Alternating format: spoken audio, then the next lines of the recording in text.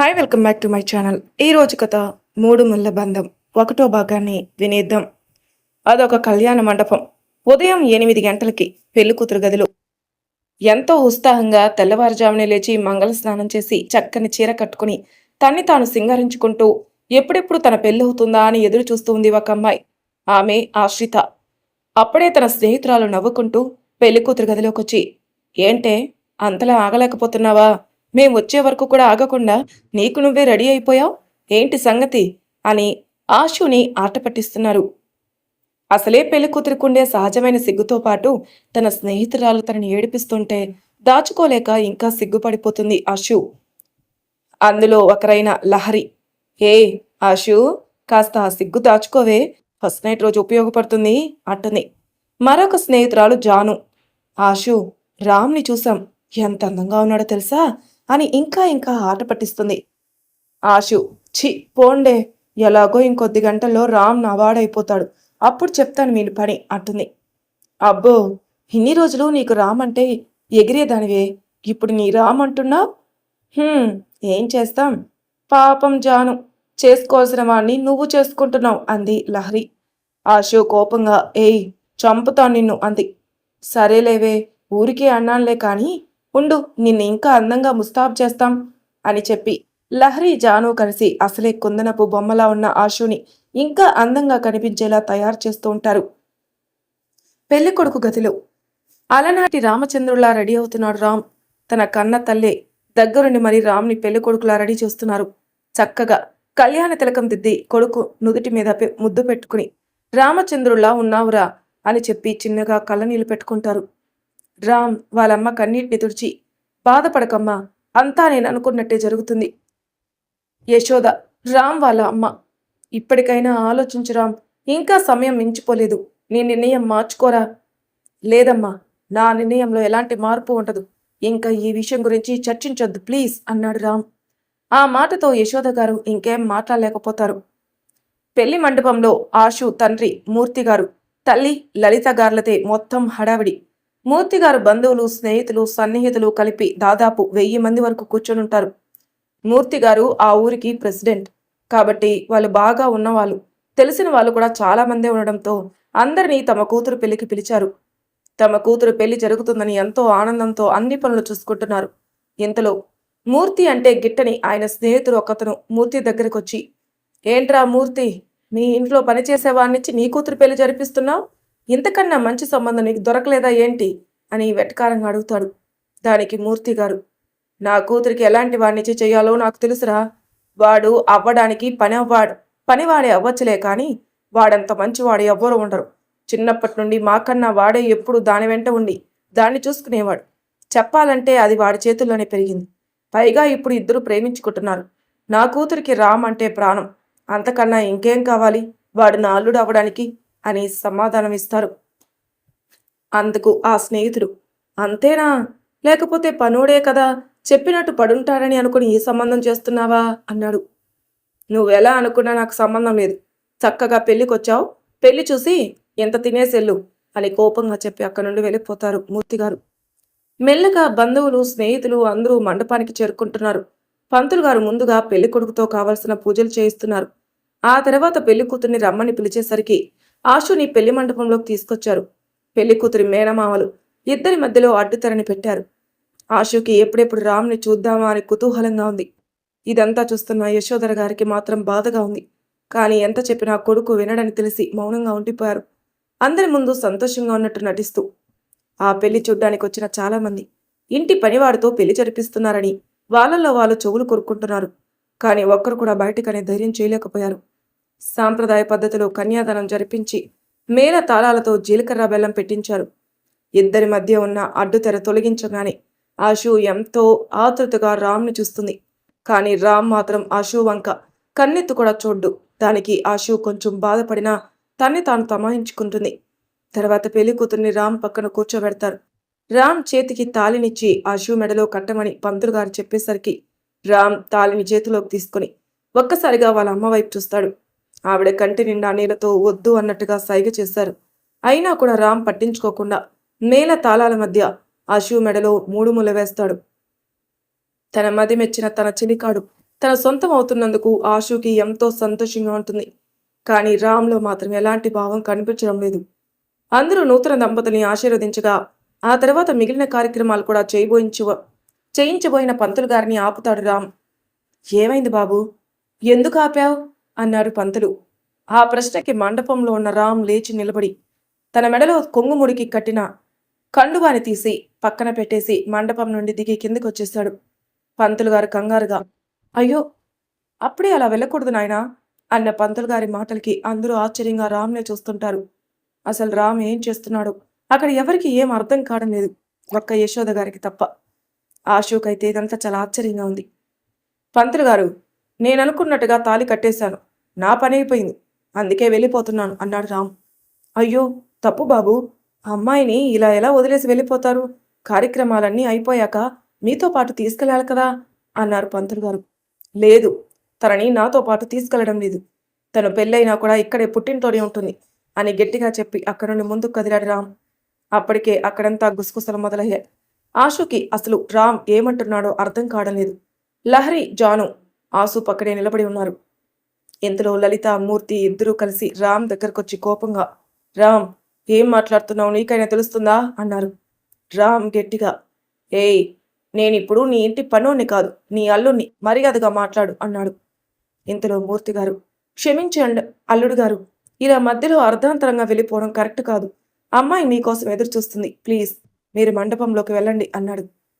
అది జరగని పని, నీ అల్లుడు నీ కూతుర్ని పెళ్లి రోజునే వదిలేసి వెళ్ళిపోయాడని ఈ ఊరంతా తెలియాలి.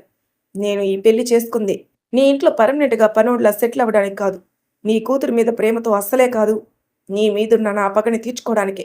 ఇన్నేళ్ళు నీ ఇంట్లో పనోడ్లా ఉన్నది కూడా ఏదో ఒకరోజు నీ పరువు తీయడానికి. ఇప్పుడు ఎంతమంది ముందు నువ్వు పాకులాడి నీ పరువు మొత్తం పోయింది అన్నాడు రామ్. రే రామ్, ఏంట్రా వాగుతున్నావు? పనోడివని కూడా చూడకుండా నిన్ను మా నెత్తిన పెట్టుకుని చూసుకుంటే ఇంతకి తెగిస్తావా అంది లలిత. రామ్ కోపంగా, ఏయ్, మాటలు మర్యాదగా రానివ్వు, పెళ్ళై మొగుడు వదిలేసిన నీ కూతుర్ని మీ ఇంట్లో పెట్టుకొని మీ పరువు కాపాడుకోండి అని పొగరుగా సమాధానం చెప్పి అక్కడి నుండి ముందుకు కదులుతాడు. ఇంతలో మూర్తిగారు రామ్ కాళ్ళ మీద పడి, ప్లీజ్ అల్లుడు, నా కూతురి జీవితాన్ని అన్యాయం చేయకు, ఇంతమంది ముందు మా పరువు తీయకు, నీ కాళ్ళు పట్టుకుంటాను అని ఎక్కడ తన కూతురు జీవితం నాశనం అయిపోతుందేమో అనే భయంతో చివరికి రామ్ కాళ్ళ మీద పడతాడు.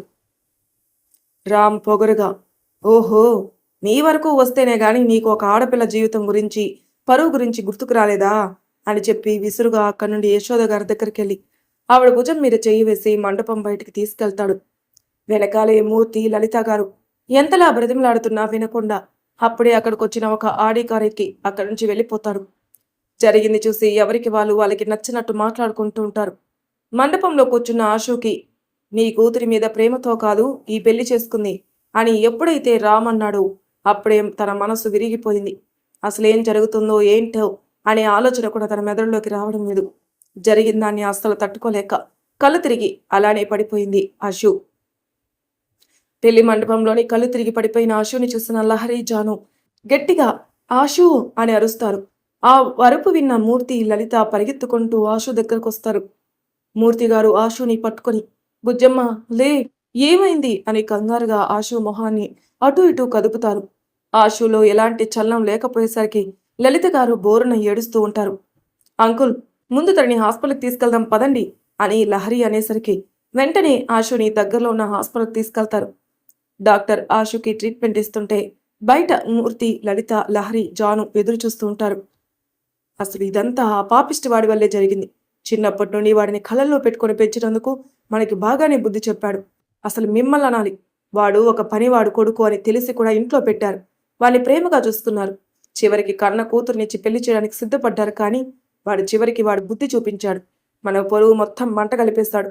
ఇప్పుడు నా కూతురి పరిస్థితి ఏంటి? ఊరందరి ముందు దాన్ని వదిలేసి వెళ్ళిపోయాడు. నా కూతుర్ని చూసి అందరూ మొగుడు వదిలేశాడని గేల్ చేస్తుంటే చూసి తట్టుకునే శక్తి నాకు లేదండి అని ఏడుస్తుంటారు లలిత. ఊరుకో లల్లి, బాధపడకు, మనం ఏదో ఒకటి ఆలోచిద్దాం. వాడిని కలుసుకుని వాడి కాళ్ళు పట్టుకునైనా అమ్మాయిని తీసుకెళ్ళమని బ్రతిమలాడతాను, నువ్వు కంగారు పడుకు అన్నాడు మూర్తి. అసలు ఇప్పుడు వాడు ఎక్కడున్నాడో ఏంటో, అయినా అసలు వాడికి తల్లి ఎక్కడి నుండి వచ్చిందండి? వాడి తల్లి చిన్నప్పుడే చనిపోయింది కదా, పైగా వాడు చిన్నప్పటి నుండి మన దగ్గరే పెరిగాడు. తెలియదు లల్లి, అసలు వాడు మనకి తెలిసిన రామ్ కాదనిపిస్తుంది. వాడు ఇదంతా కావాలని చేస్తాడనిపిస్తుంది. పైగా వెళ్ళేటప్పుడు చూసావా, వాడు ఎంత ఖరీదైన కారులో వెళ్ళాడు. ఇదంతా ఏదో ప్లాన్ ప్రకారమే జరిగిందేమో అని నాకు అనిపిస్తుంది. చూస్తాను, అన్నీ కనుక్కుంటాను. నా కూతురి జీవితాన్ని అన్యాయం కానివ్వను. పోవాల్సిన పరువు ఎలాగో పోయింది. కనీసం కూతురి జీవితాన్నైనా కాపాడుకుంటాను. వీళ్ళ మాటలు వింటున్న లహరి, జానులకు కూడా చాలా బాధగా ఉంటుంది. అసలు రామ్ ఇలా చేస్తాడని వాళ్ళు అసలు ఊహించనే లేదు. తన స్నేహితురాలి జీవితం నాశనం చేసినందుకు రామ్ మీద పీకల దాకా కోపంగా ఉన్నారు ఇద్దరు. రామ్ వాళ్ళ అమ్మ యశోదాని తీసుకొని హైదరాబాద్ వెళ్ళిపోతాడు. హైదరాబాద్ జూబ్లీ హిల్స్ ఏరియాలో వాళ్ళది ఒక ఖరీదైన విల్లా. మొత్తం గ్లాస్ వర్క్ చేసి ఉంటుంది. Model luxury villa. దాదాపు ఒక 20 మంది వరకు ఆ ఇంట్లో ఉండొచ్చు. ఇంటి చుట్టుపక్కల గార్డెన్ ఏరియా, పార్కింగ్లో సుమారు ఒక 10 లగ్జరీ కార్లు, ఒక 5 బైకులు ఉంటాయి. రామ్ వాళ్ళ కారు ఇంటికి చేరుకోగానే యశోద, రామ్ కారు దిగుతారు. యశోద గారు ఏం మాట్లాడకుండా లోపలికి వెళ్ళిపోతారు. రామ్ మాత్రం ఎన్నో ఏళ్ల నుండి అనుకుంటున్నది ఇప్పుడు సాధించినందుకు చాలా సంతోషంగా ఇంట్లోకి అడుగు పెడతాడు. వెంటనే వాళ్ళ నాన్నగారు ఉన్న గదిలోకి వెళ్తాడు. ఒక పెద్ద మంచం మీద సుమారు 55 ఏళ్ల వయసున్న ఒక వ్యక్తి, ఒంటికి అన్ని సెలైన్ పైపులతో, మొహానికి ఆక్సిజన్ పైపులతో, పక్కనే ఇంజెక్షన్లు మందులతో నిర్జీవంగా పడుకొనుంటాడు. ఒక్కసారిగా చూస్తే అది ఇల్లా లేక హాస్పిటల్ గదా అనిపిస్తుంది. రామ్ సంతోషంగా వాళ్ళ నాన్నగారి దగ్గరికి వెళ్ళి ఆయన పక్కన కూర్చొని వాళ్ళ నాన్నగారి చేతిని పట్టుకుంటాడు. నాన్న, మీకు తెలుసా ఇవాళ నాకెంత సంతోషంగా ఉందో. మిమ్మల్ని ఈ పరిస్థితుల్లోకి తీసుకొచ్చిన వాళ్ళని మొదటిసారి దెబ్బ కొట్టాను. మన కుటుంబాన్ని మొత్తం నాశనం చేస్తాను. వాళ్ళని అంత తేలిగ్గా వదలను నాన్న. నమ్మించి మోసం చేస్తే ఎలా ఉంటుందో ఆ రుచి వాళ్ళకి ఇవాళ చూపించాను అని సంతోషంగా చెప్తుంటాడు. ఆయన రామ్ చెప్పేదంతా వినగలరే కానీ ఎలాంటి సమాధానం ఇవ్వలేరు. అలా రామ్ చెప్పేది మాత్రం వింటుంటారు. కాసేపటికి వాళ్ళ నాన్నని వదిలి రామ్ తన రూమ్కి వెళ్తాడు. ఫ్రెష్ అయ్యి వాళ్ళ అమ్మ గదిలోకి వెళ్తాడు. కళ్ళు మూసుకొని మంచం మీద కూర్చొని బాధపడుతూ ఉంటారు యశోధర గారు. రామ్ వాళ్ళ అమ్మ పక్కన కూర్చొని అమ్మా అని అనునయంగా పిలుస్తాడు. యశోధర గారు రామ్ వైపు చూడకుండా మొహం తిప్పుకుంటారు. అమ్మా, ఎందుకమ్మా అంత కోపం? ఇదంతా నేను మన కోసమే కదా చేసింది అంటాడు రామ్. సరేరా, ఒప్పుకుంటాను. కానీ ఇందులో ఆ పిల్ల తప్పేముందిరా? తను నిన్ను ఎంతలా ప్రేమించిందో నీకు తెలీదా? అలాంటి తన మనసుతో ఎందుకు ఆడుకుంటున్నావురా అన్నారు యశోద. రామ్ ఏం మాట్లాడకుండా సైలెంట్ అయిపోతాడు. దీనికి మాత్రం సమాధానం ఉండదు. మొదటి నుండి ఇదే నా బాధ. మీ పంతం కోసం ఒక ఆడపిల్ల జీవితం నాశనం చేస్తున్నారు. ఆడపిల్ల ఉసురు మనకి అసలు మంచిది కాదురా. ఇది నీకు ఎంత చెప్పినా అర్థం కాదు. వెళ్ళు, నన్ను కాసేపు రెస్ట్ తీసుకోనివ్వు అన్నారు యశోద గారు. రామ్ బాధగా సరే అమ్మా, రెస్ట్ తీసుకో అని చెప్పి తన రూమ్కి వెళ్ళిపోతాడు. రామ్ తన రూమ్కి వెళ్ళి ఎవరికో ఫోన్ చేసి కాసేపు మాట్లాడి అలా బెడ్ మీద వాలిపోతాడు. హాస్పిటల్లో లలిత, మూర్తి తన కూతురికి ఎలా ఉందో అని టెన్షన్ పడుతుంటారు. కాసేపటికి ఆశుకి ట్రీట్మెంట్ చేసిన లేడీ డాక్టర్ బయటకు వస్తారు. ఆవిడ రాగానే లలిత, మూర్తి గారు ఆతృతగా డాక్టర్ గారు, నా కూతురికి ఇప్పుడు ఎలా ఉంది అని అడుగుతారు. లలిత బాగా స్ట్రెస్కి గురవడం వల్ల కళ్ళు తిరిగి పడిపోయింది. పైగా నిన్నట్టుండి తను ఏమీ తిన్నట్లేదు. అయినా ఈ టైంలో ఇలా ఉండడం కరెక్ట్ కాదండి. టైంకి తినాలి, మంచి పోషకాలు కలిగినవి తీసుకోవాలి. ఇలా నిర్లక్ష్యం చేస్తే ఎలా? లలిత, మూర్తి గారు అయోమయంగా మొహమొహాలు చూసుకొని ఏమంటున్నారు డాక్టర్? మాకు అర్థం కావడం లేదు. ఈ టైంలో అంటే?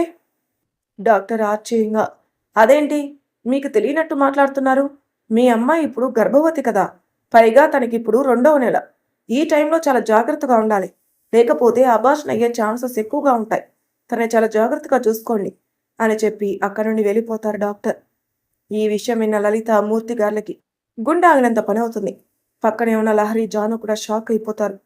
వాళ్ళకి ఆ విషయం డైజెస్ట్ అవ్వడానికి కాస్త సమయం పడుతుంది. వెంటనే లలిత గారు కోపంగా ఆశుని ఉంచిన రూమ్లోకి వెళ్లారు. వెనకాలే మూర్తి, లహరి, జాను కూడా వెళ్తారు. మంచం మీద పడుకుని కళ్ళు తెరిచి ఏదో ఆలోచిస్తూ ఉన్న ఆశుని చూడగానే లలిత గారి కోపం పెరిగిపోతుంది. కోపంగా ఆశు దగ్గరికి వెళ్ళి తన భుజం పట్టుకొని లేపి ఆశు చెంప మీద కొడతారు. పాపిష్టిదానా, ఎంత పని చేశావే? నిన్ను అల్లారు ముద్దుగా పెంచుకున్నందుకు మా పరువు మొత్తం తీసి పడేశావు కదే. అది చాలదన్నట్టు ఇప్పుడు ఈ బిడ్డ నీకు 2వ నెల అంట కదా. అంటే పెళ్లి కాకముందే తొందరపడ్డావా? అంత కర్మ ఏమొచ్చింది నీకు అని కోపంగా ఆశుని కొడుతూ ఉంటారు. వెనకాలి వెళ్ళిన మూర్తిగారు లలితని పట్టుకుని ఆపి, లలి, అసలే అది కడుపుతో ఉంది, దాన్ని కొట్టి కొట్టి చంపకు అన్నాను.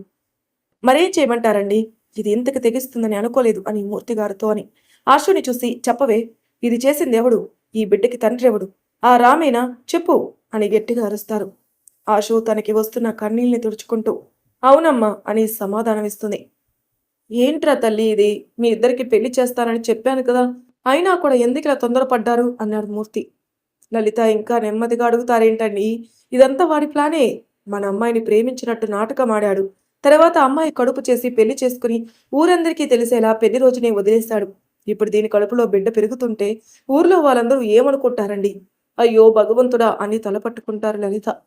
మూర్తి లలిత గారిని ఆపి, ఊరుకో లల్లి అని చెప్పి అశు దగ్గరికెళ్ళి, బుజ్జమ్మ, నీకిప్పుడు 2వ నెల అంటే ఈ విషయం నీకు ముందే తెలుసా అని అడుగుతారు మూర్తి గారు. అశు ఏం మాట్లాడకుండా తలదించుకుని ఉంటుంది. మూర్తి గట్టిగా, బుజ్జమ్మ, అడిగేది నిన్నే అని చాలా కోపంగా గట్టిగా అరుస్తాడు. చిన్నప్పటి నుండి ఇప్పటి వరకు ఎప్పుడు కూడా తన తండ్రి తనతో అసలు గట్టిగా మాట్లాడిందే లేదు. అలాంటిది ఇప్పుడు ఇంత కోపంగా అరిచేసరికి ఒక్కసారిగా భయపడిపోయింది ఆశు. ఆశు భయంగా, తెలుసు నాన్న, నాకే కాదు, ఈ విషయం రామ్కి కూడా తెలుసు అని చెప్పి ఇంకో బాంబు పేలుస్తుంది ఆశు. దాంతో మూర్తిగారు ఒక్కసారిగా అక్కడున్న కుర్చీలో కూలబడిపోయి, అంటే వాడికి తెలిసి కూడా ఇంతలా రచ్చ చేసి నిన్ను వదిలేశాడా అని ఒక్కొక్క మాట కూడగలుపుకొని అడుగుతారు. మరి తర్వాయి భాగంలో ఏం జరుగుతుందో నెక్స్ట్ ఎపిసోడ్లో తెలుసుకుందాం. అంతవరకు నా ఛానల్ సబ్స్క్రైబ్ చేయని వాళ్ళు ప్లీజ్ సబ్స్క్రైబ్ చేసుకోండి, లైక్ చేసి షేర్ చేయండి.